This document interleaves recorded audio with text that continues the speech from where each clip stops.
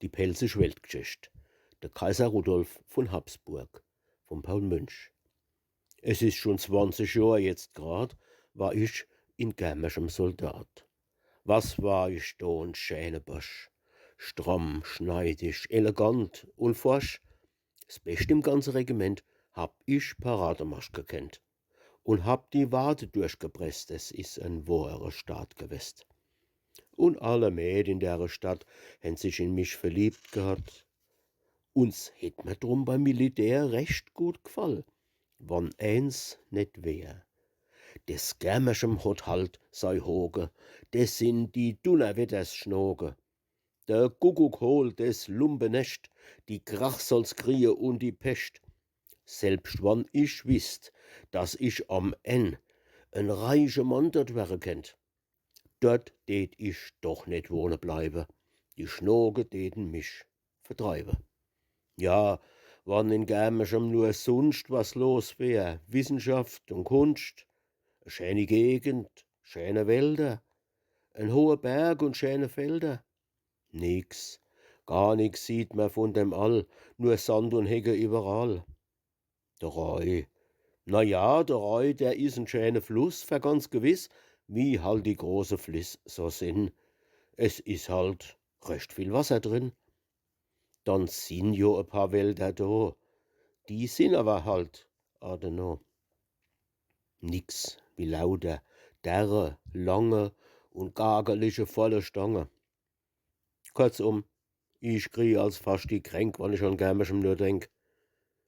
Drum kummt mir's als ganz spaßig vor, dass so vor 700 Jahr die miserabel Schnurgestadt a Kaiserschloss als hat gehabt.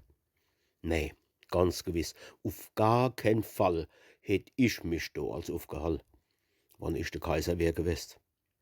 Und doch, wenn man die Bücher liest, dann sieht man, dass als dort sogar der Kaiser Rudolf Stammgast war. Bei meiner Seel, da meint man schon, der hätt e bisselchen gespunn. Als wenn man nicht viel schönere Städt in unserem Pelzerländchen hätt. Im Westrich, so bei Kusel hinne, da kann kein Mensch ke Schnoge finne. Was schloft man dort so gut und fest, weil ke Schnog der Kopf verstecht. In Germeschem dagegen sind in jeder Schlafstub Schnoge drin. Kaum leiht man obens in sein Bett, uns wird allmählich warm und nett und steckt grad so behaglich drin und dusselt so und schloft bald ei.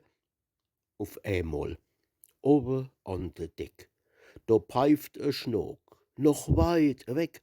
Aha, jetzt horch, jetzt meint man jo, sie käme runter zu's gefloh.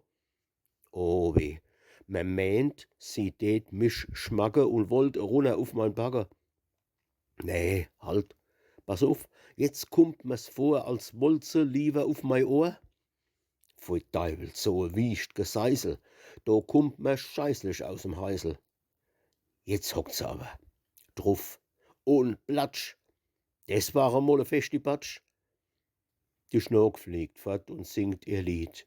Und ich hab die Ohrfeige gekriegt.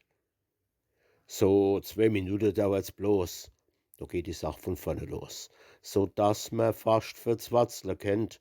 Millionen heilig Sakrament, wer da gemütlich schlafen kann, muss Nerven wie von Baststrickern. O armer Kaiser Rudolf, gell, so hast du dir's nicht vorgestellt. Sonst hättst du in die Schnoge gekaut, kä Kaiserschloss neu gebaut. Dich hän die Schnoge doch gewiss so gut wie andere Leid verbiss. Die stechen ohne Unterschied sogar ins festliche Geblüt. Denn Baure oder Festeblut schmeckt eins wie's ander grad so gut. Doch, Spaß beiseit, der Kaiser hat viel ausgehalten in der Stadt. Die Schnoge hänem jedi Nacht e lustig Pfeifkonzert gemacht und hänem so de Kopf verbiss, dass er ganz matt und krank war is. Was hat der arme Mann do als für Qualen ausgestanden? Bei Nacht kein Schlaf, am Tag keine Ruh und Ärger und Verdruss dazu. Da war's rum mit seiner Kraft. Er hat jetzt gar nix mehr geschafft als Schach gespielt und als Fortschach, am Geiste stark, am Körper schwach.